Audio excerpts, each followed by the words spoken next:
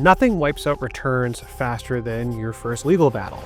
It's kind of a common phrase is that like when you become wealthy, or especially in a real estate investor, it's not a matter of if you're going to get sued, it's a matter of when. A really important thing to keep in mind is that when you're starting out in the real estate realm, you should really understand the landlord laws. You can kind of get packets of information when you buy your first property. Let's say it's a rental of any kind, short-term rental, or even a medium-term or long-term rental. When you go to your closing company, you can always just ask for a copy of what the laws are, and they will most likely share it with you.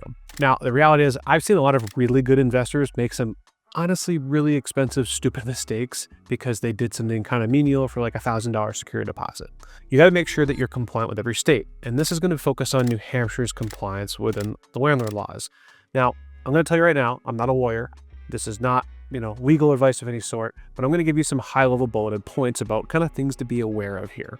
In this video, I want to walk you through the key landlord laws that you should really be aware of before you start buying something, and just at least so you're kind of informed a little bit. The reality is I have some awesome lawyers I can introduce you to, but I probably don't really want to because I know it's going to be an expensive mistake. But honestly, if you ever need anybody, happy to give you some referrals that are at least within the New Hampshire network. Landlord laws matter more than the deal a lot of the times because when you're buying any asset, to be totally transparent, there's kind of two big parts. There's buying it, which is where you make most of your money because you got to buy it right. And there's also maintaining it, managing it until you exit. You need to know the laws to keep you alive and afloat. Much how cash flow keeps you afloat when talking about financing, understanding the legality keeps you out of trouble and at least on the right path. So you need to understand how laws affect cash flow, timeline, stress, and management. Because to be honest, when you buy a stock, the stress is you don't control what happens with the stock. When you buy a real estate asset, you're buying a physical, tangible thing that somebody's living in most of the time, and that you want to make sure that you're understanding your own stress levels as well. So you need to know the local laws. There's a reason why most people hire property management companies because they just don't want to deal with this. You can do that if you want, but if you understand a little bit more about New Hampshire landlord laws, you should keep watching. So let's go over some key laws. Now, there's a primary one you got to be aware of, at least for deposits. It's RSA Chapter 540 and RSA Chapter 48A. These are laws covering everything from security deposits and evictions to landlords and tenant responsibilities. Just because you have a lease and what's written in it doesn't mean it can supersede law. So you got to make sure you guys know that. So kind of some items you should know for New Hampshire.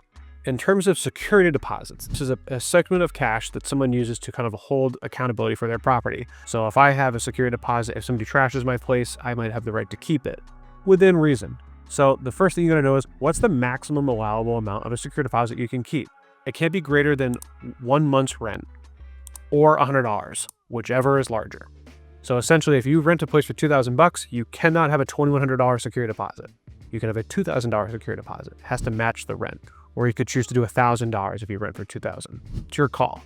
Now, when it comes to holding the funds, the security deposit needs to be held in an escrow account, and the landlord must pay the interest on that deposit if it's held for a year or longer to the tenant.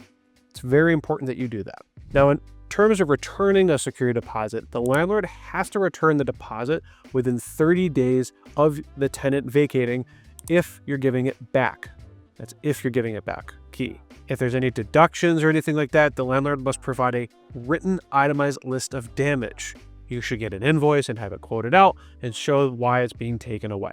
Now, there's some penalties of non-compliance that you should be aware of. If you fail as a landlord to comply with the security deposit laws, you may be liable for twice the amount of the deposit, which is why I kind of started the video saying I've seen some people make some pretty stupid mistakes because if they just gave the deposit back, they would have to pay double the amount. I've seen it happen. Now that's on the topic of deposits. Now for landlord laws, people always say like, just raise the rent, just raise the rent. This is going to be focusing about rent now and what does rent increase look like. So New Hampshire currently doesn't have a rent control. Massachusetts is putting it on the ballot to have rent control. So this is important to be aware of. This actually supplies a significant advantage for landlords in New Hampshire, but you still need to follow some rules. So there is no rent control in New Hampshire. Landlords can set their own prices. We're not limited by the state and there's no local laws. So you're good there. Rent increases. Landlords can increase rent at any time, but you need to provide a 30-day written notice to the tenant. The reality is that's for month-to-month rentals. If you put a tenant on a lease, more often than not, you cannot raise the rent, which is why they do a lease. It locks them into a price. If a tenant is month to month, different story. You can give them a 30-day notice. But there's this thing called a late fee. This is a concept where if someone's late to make a payment, just like if you were paying a credit card or mortgage, you get dinged as a tenant. Well, with landlords, the same thing can apply for tenants and paying their rent. So there is no statutory grace period of a late rent payment. It honestly, landlords can charge any late fee that they want, but they need to be considered reasonable. Something else that I want to talk about, and is near and dear to my heart, is the eviction process. This is kind of the taboo, scary thing of owning real estate properties. But to be honest, people make it out worse than it is to be. But you also need to understand your tolerance for it. So evicting is the process of essentially removing somebody from your property. And the reality is that happens for a numerous number of reasons, but the most common is non-payment. A tenant stops paying rent. So there's a court-ordered legal process for how to do this. Now, as a landlord, a tenant could be paying rent, and you can't just be like, get out, I'm done with you. It's illegal. You cannot do that unless you give a 30-day notice to not renew their rent if they're on a month-to-month documentation process with you. If they're on a lease, you got to be careful how you go through the process. So there's kind of a little bit of a summary here I have for you guys. And you can have this document, it's in the description, but I want you to be aware that there's a little bit of a process for this. Now, the documents that you can get for this are on the New Hampshire website, on like the New Hampshire Landlord-Tenant Laws website. I'll give you the link in the description, happy to provide it for you. But the reality is that there's a due diligence process for this. If you make a mistake in the eviction process, it restarts. I can tell you right now, this is the #1 way that people screw up and make themselves a cost mistake is they think they can do this process. They make a mistake and then the whole process restarts. Every month you don't get rent is basically lost payment for you. Your NOI goes down over time. You need to be honest with yourself and saying, do you understand this process in full? Can you do this process yourself? And if you can't confidently say yes to the first 2 questions, I highly recommend hiring another third party to do this for you. Property manager, attorney, don't care, pay the money. It's better to get the tenant out because they're probably going to damage your place, and not paying you is not a great idea. So there's things you got to be aware of. When it comes to evicting a process, you get a late notice to the tenant. There's a non-payment of rent form and a lease violation form with a court order summons.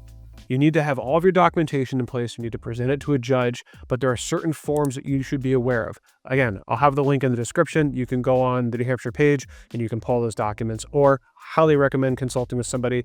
There's a great property management company called Simplified Management. They have a great staff that could help you figure out what does that look like for evicting a tenant, and they have a team that could work with you. The process for this typically takes 1 to 2 months in New Hampshire. It can vary based on circumstances. If you make it go 6 months, think about that. 2 months of rent versus 6 months of rent, expensive mistake to make. And that's realistically the entire eviction process. You need to at least be mindful of those processes. I was very broad about it, but you should spend the time to look at the actual paperwork that you need to go over with these. So those are some legal pitfalls that people can come into.